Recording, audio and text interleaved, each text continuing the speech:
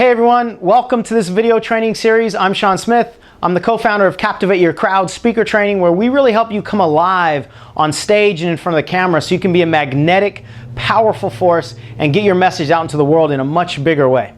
I'm glad you're joining us for these training videos. You're going to get a lot out of this series. And the first video, we're going to get into speaking confidence.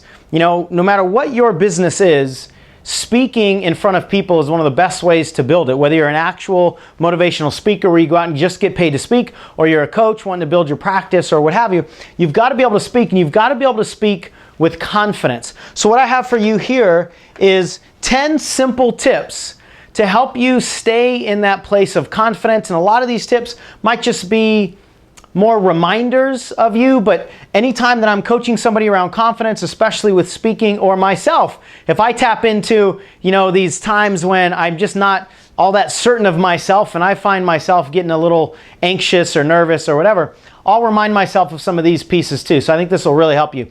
The first one is to just embrace and allow it. And what I mean by it is the fear. If you have some fear or some anxiety, some doubts about whether you can get on stage and do this work, or whether you can really motivate people or what have you, you're a human being. Humans come with fears. And every time you try to stretch yourself, you will bump up against doubts, and you'll bump up against fears and so forth. So just embrace it and allow it. It means that you care about the work that you're doing, and you can't control anything until you embrace it first. Now, when I say allow it, that doesn't mean don't do anything about it. It means just allow it to be real for now so that you can do something about it. We can't control anything that we haven't embraced the realness of first. That doesn't mean you're going to justify your fears and hold on to them. You've got to embrace them. And one of the best ways to do that is to eliminate all of your external expectations. The expectations that we place on ourselves create a lot of stress, but the expectations that we place on other people create more stress, bigger stress, because we can't control that. So we can't control how many people show up at our event. We can't control how many people buy whatever it is that you're trying to sell. We just can't control anything that anybody else does. What you can control is only the stuff that's internal. It's how do you show up? What's your energy like? How do you open your talk? What kind of movements do you have? All of those things are under your control. So that's okay to expect and demand excellence of yourself, but don't expect anything beyond what you personally can't control. Otherwise, you'll kick up all of your fears and doubts and limiting beliefs and all these things in a much bigger way. Now, ultimately, here's the solution. The solution is that it can't go wrong, because most fear around speaking is something about it going wrong. You forgetting your lines, or people not laughing at your jokes, or people not liking what you say, you become embarrassed. It's something around going wrong. As soon as you drop the idea that it's even possible for anything to go wrong, then you'll remove all risk of doing the speaking, right? Because there's no way that it can go wrong. I tend to believe that whatever happens perfectly. And if something else was supposed to have happened, it would have happened. So if you just adopt this idea that everything that happens, everybody that shows up is perfect, everything that transpires in the room is perfect, otherwise something else would have happened, then it will relieve pretty much all of this fear, because there's no way that you can, mess up, right? All right, number 2, another thing for you to do with your fears, once you've allowed them, is to then clarify and challenge them. So again, I don't want you to resign yourself to just having the fear, but I want you to embrace it first, but then go after it. I want you to clarify, what is the fear actually about? Like I said, most people's fears are around something going wrong, forgetting your lines, people not laughing at your jokes, just something that will lead to embarrassment. If you clarify exactly what that something is and then challenge it, and maybe you actually handle each of those little pieces. So for instance, if you're afraid of, forgetting your lines, practice or have note cards in front of you. Then that can alleviate that specific fear of forgetting your lines, and then there's no reason for you to hold on to that fear anymore, right? If you're afraid of people laughing at your jokes, practice, test your jokes out and see which kind of jokes are going to give you the response that you really want. So when you identify clearly what the fears actually are, then you can go after them and you can challenge them. And I think all fears, about 99% of all fear, especially the internal ones, will go away if we adequately challenge them.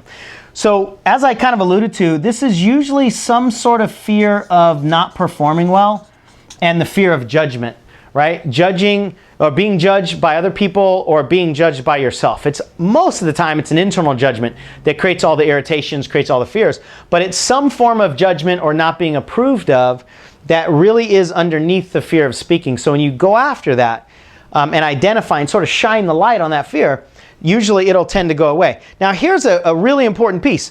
All the things that we are usually afraid of happening to us, like forgetting our lines or telling a joke that bombs, all of these imperfections actually make you real. I love when I tell a joke that bombs because most of my audiences can relate to telling a joke that bombs a lot more than they can relate to being super funny, this comedian that's just killing all their jokes. So whenever I am imperfect, whenever I forget my lines, whenever I feel like I got to scratch my nose, whenever I feel something that's authentic to me, I no longer try to hide it. I used to try to hide it, but what I realized is the more real I am, the more connection I have with the crowd. So most of the things that we're actually afraid of happening, I hope they happen because you'll actually create a better experience for your audience. The third piece here is not to be a quote-unquote speaker. Don't focus on your performance. Don't focus on the things that a lot of kind of buttoned up speakers really focus on. Don't try to be like them.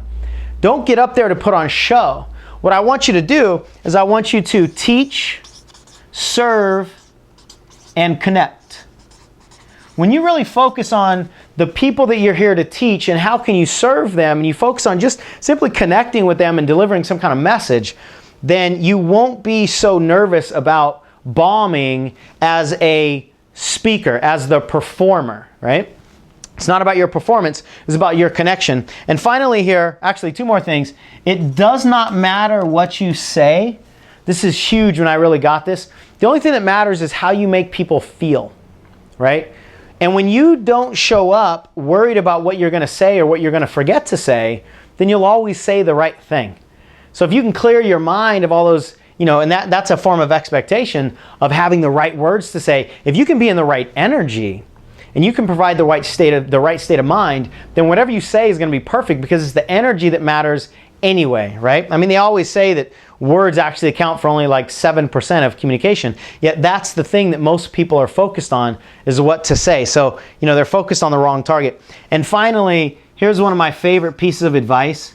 No matter who you're talking to, whether it's an audience of 5, an audience of 5,000, or anywhere in between, just talk to one person.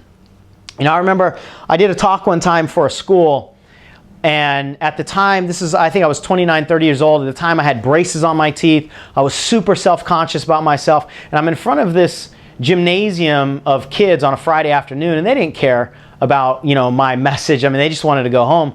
And there's like 600 of them. And I remember looking up at them thinking, they wouldn't care if I just dropped dead of a heart attack right now. I mean, this was my head talk going on inside of me, so I definitely wasn't creating much confidence. But as I was going along, I noticed one girl up here was paying attention to what I was saying. And so what I started to do is I started to talk to that one girl. And as I talked to that one girl, another guy over here caught my eye, and I realized, whoa, he's paying attention too. So now I started to talk to them too. And then I noticed a third one, and then a fourth and a fifth. And eventually I noticed 6 kids that were paying attention to me in an audience of about 600. So most of them couldn't care what I had to say, but I created the experience that everybody was paying attention to me because I connected with 6 kids. And so I had 6 individual simultaneous conversations that day. And the other 594 people, they were just doing whatever they were doing. But I created a better experience with myself because I was just connecting one-on-one. So if you just imagine connecting one-on-one, then most of these issues, most of these fears are going to go away. The fourth one is, this is one of my favorites, be 100% authentic. One of the big causes of fears is when people are trying to be somebody else. People are trying to fit another profile that they don't really fit into. But nobody has a fear of how to be themselves. You know, you don't have to try to be you. You just have to allow yourself to be you. So this is more of a permission thing than it is an ability. And the world doesn't need you to be another Brian Tracy or Jack Canfield or, you know, Tony Robbins or any one of these big high-profile speakers. The world needs you to be you, because you are the seat that's missing that only you can fill. Right? Don't try to fill somebody else's seat. It's already taken. Just be you. And that's the way that you can be distinct and memorable, by showing up and just being in your imperfect humanity. Right? That's what the world needs, is for you to be perfectly imperfect and 100% authentic. The fifth one here, this is a big issue that a lot of people are trying to be, is they're trying to be funny. Now, I want you to be funny, but I want you to be funny in the sense of being full of fun. I don't want you to be funny, ha-ha, like a comedian. Let's tell jokes that are going to make everybody, you know, fall on the floor laughing. I want you to just have fun. You know, fun is a state that most of our society is lacking.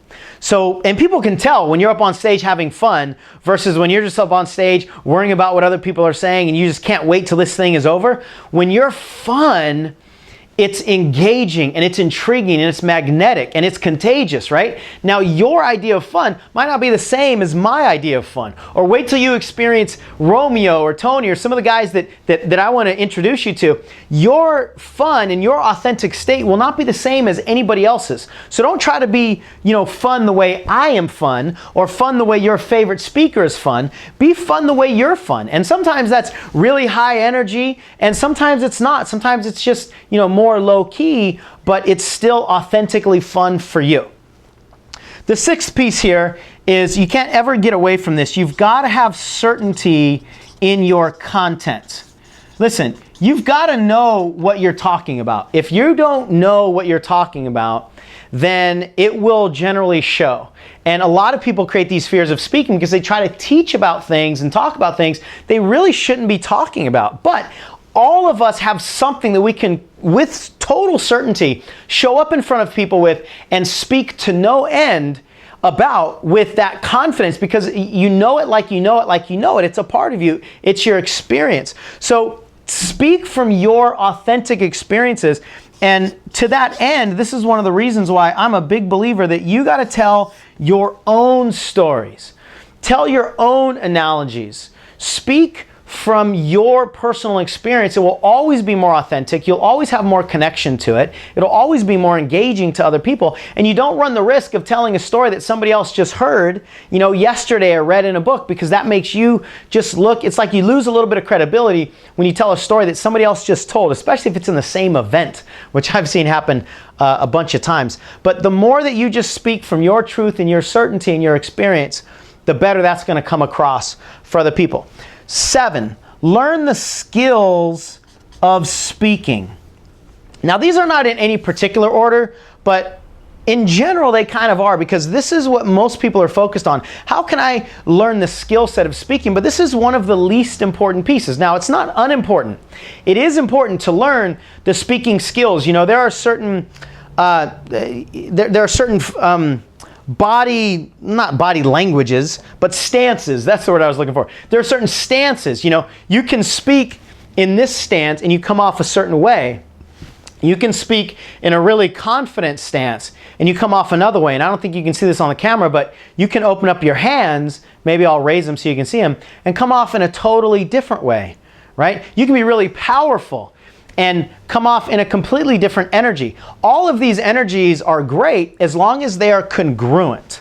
That's the goal here. And what I see a lot is that people unknowingly, because they're not aware of this, they will like make a point, let's say, and this point should be driven home with emphasis. You know, it should have some kind of certainty in their body language. But what they'll do is they'll make a point and they'll back up, or they'll have their hands turned to the sky while they make this point, which is a completely victim-like, weak body stance, right? So you've got to be congruent. You've got to understand the physicality of speaking And in our next video, Romeo is going to talk to you about that. And he's a master of the physicality of speaking and being in front of the camera and being on stage. You need to understand some of these things so that your message can be amplified with the power. If you take the physicality and the skills of speaking and just put it to a message that you're already certain with, you're going to probably amplify a good 5 times to 10 times more in the way that it's received by the audience than if you just show up and you're not aware of what your body's doing. You're incongruent a lot of times with the way that you're presenting points and so forth. The 8th thing, know your outcome and work backwards. This is really important when you are designing talks. You're designing videos, you're designing teleseminars. Anytime that you're giving some sort of presentation, it's important that you know, what do you want out of this? Are you trying to get people to buy something? Are you trying to get people to go to a website? Are you trying to get people to give you a name and phone number or email address? Or are you just trying to get people to think? You just want you want them to walk away with more joy in their life. Whatever your outcome is, it's important that you know it so that you can work backwards and say, okay, how can I orchestrate my presentation, my energy, my skills in order to create that outcome? So this is another really important piece. When you don't know what you're there for, it's very difficult to have certainty around the bridge, from where you are to where you're going to be. So you've got to have some clarity around that. 9th, this is one of my favorites too. It's a little bit advanced, is to set a confidence anchor. In our speaker trainings, we teach people a speaker's resource anchor, where in your body you can actually feel the feelings of being confident and certain and fun and all of these pieces, and we can put that into your physical awareness with what's called an anchor. Now, I don't have, the time, and it wouldn't be really efficient for me to try to teach you how to do a deep anchor right here in this video, but you can do a simple anchor. And what you can do is, let's say you want to be more confident the next time you speak. What you can do is close your eyes and remember a time that you felt really confident, ideally when you were speaking. And if you can remember a time you felt really confident, just close your eyes, go back to that time, remember where you were, remember as many of the sensory details you possibly can, and then allow that feeling to take over your body. We've all got times in our life that we can go back on and remember when we felt confident. So allow that confidence to take over your body. Just imagine sort of turning the volume up on that confidence, and when it fills your body, allow yourself to notice the very first image that comes to mind for you. And this image could be a person, it could be a figure, like some kind of statue, it could be a shape, it could be, a painting that you once saw. It could be anything that comes to mind. But if you really get yourself in that state of anchored confidence, and then allow yourself to see what image represents that for you inside, now you've got an anchor. So the next time you go to speak somewhere, remember that image that naturally came to you, and it'll help you get back into that place of confidence. That's one of the best things you can do, especially right before you get up on stage or right before you get in front of a video camera or what have you, to create that feeling of confidence. And finally here, there's no way to get around this. The 3 P's of speaking confidence: practice, practice, practice.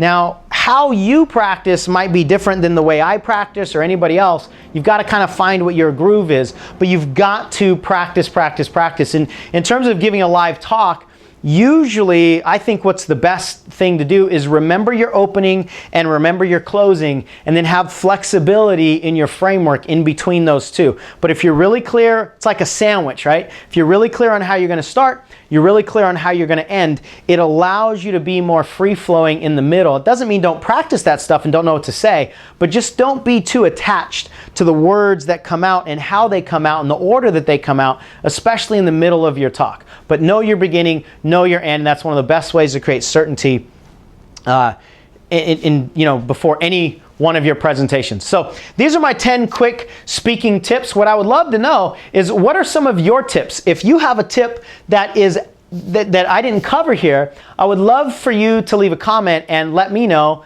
and anybody else that's watching these videos and on these pages, what's one of the tips that you found that really helps you create some confidence. And I also want to give you something. Most fears of any kind are always going to come down to some sort of internal fear or limiting belief or some kind of value that's being not fulfilled and satisfied. I mean, it's always an internal game. So I have a CD. It's called Erase the Waste, and it normally sells for $49. Now I want to give it to you for free just for listening to this video and getting this far into the video. I appreciate that, and I honor you for doing that. And I want to give it to you for free. I just want you to help me spread this message. So what I'd like you to do, if you do these 3 things, I'll send you this $49 Erase the Waste product for free. And basically what that is, it's an audio coaching program that will allow you to identify and eliminate any of your deeper seated internal limiting beliefs that you have around not being good enough or not being able to perform or any of those sorts of things. This is the biggest breakthrough that I ever had in my life, basically, was going through this process. So I have it on a CD. It's an audio coaching program that I want to give it to you. And all you've got to do is, number 1, like Full-Time Coach on Facebook. And if I can figure out how, I'll put a link right below this video so you can just click a link, or you can search for Full-Time Coach on Facebook. Like our Facebook page. I would appreciate that. Number 2, comment below. I'd love for you to share one of your tips. If you don't have a tip to share, if you just want to create any kind of comment below. And you'll notice that there's a little box that's already checked that says post to Facebook. I want you to leave that box checked so that when you comment below, it will actually post to your Facebook wall. And it's just a way that helps us kind of spread this message. So it'll be, your comment will be posted on your Facebook wall, and the link for this page will be there. And anybody else that's interested in getting 10 tips to increase their confidence as a speaker, they might show up and come to our page. And then the third thing is, once you've done these things, send me an email, Sean@coachesupdate.com. Coachesupdate.com is a blog that we have specifically for coaches and trainers and speakers. So if you want more videos and articles and stuff, go ahead and check that out. But send me an email to Sean@coachesupdate.com. Let me know that you commented. Let me know that you liked our post. And then just ask me for the Erase the Waste program, and I will send you, as quickly as I can, the link to access this program totally free of charge. You can download it so you can listen to it, on your iPod or on your phone or what have you. So hopefully this will really help you clear away any of the internal stuff that, if you truly want to be authentic and you want to be able to show up not caring, what happens on stage. Not that you don't care about it, but you're not worried about the imperfections. You're not worried about it going wrong and all that stuff. That takes some internal clearing. And if you want to play that game, I'm happy to help you out with giving you probably my most popular audio coaching program, definitely my best program around getting rid of your limiting beliefs. So hopefully this video has been helpful for you. If you ever find yourself getting nervous or anxious about any of your speaking gigs, pull out this list of 10, and I can almost guarantee you that 1 or 2 of these things will take your fear away when you start thinking about it being of service or connecting, or there's no way that it can ever go wrong, or any one of these pieces might really pull away any of those fears so you can show up and get your message out into the world. So make sure you watch video 2. My partner Romeo is going to be teaching about how to become captivating and magnetic and really alive in front of the camera, on stage, anywhere, and it's going to be awesome. Thanks for watching. We'll come to you real soon.